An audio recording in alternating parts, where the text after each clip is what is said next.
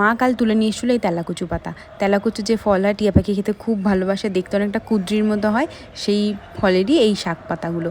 শাকগুলোকে মা এনে কেটে নিয়েছিল, আর ডালগুলো এত পাতলা পাতলা হয় একটা একটা করে দেওয়া সম্ভব না, ওই জন্য মা সবকটা গিট্টি গিট্টি মেরেছিল যাতে চিবাতে বা মুখে দিতে সুবিধা হয়।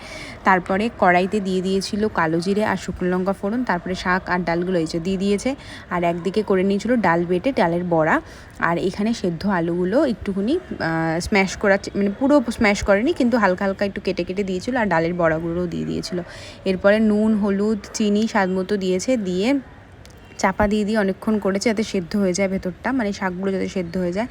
আর তারপরে হালকা জল দিয়ে এটাকে চাপা দিয়ে রেখেছিল, তারপরে নামিয়ে নিয়েছিল। খেতে এটা খুব ভালো হয়, আর আমি মা বলছিল শরীরের জন্য খুব ভালো, মানে সুগারের জন্য খুব ভালো, পেট ঠান্ডা করে, আর খেতে কিন্তু খুব ভালো লাগে।